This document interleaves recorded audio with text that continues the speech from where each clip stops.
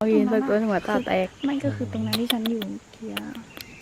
ตรงนั้นที่ฉันอยู่เมื่อกี้มันเห็นด้านหลังแล้วมันสวยมากโอ้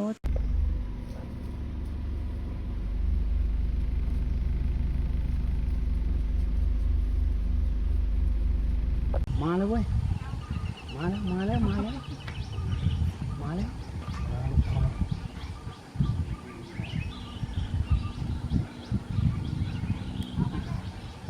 เด็กที่เดิน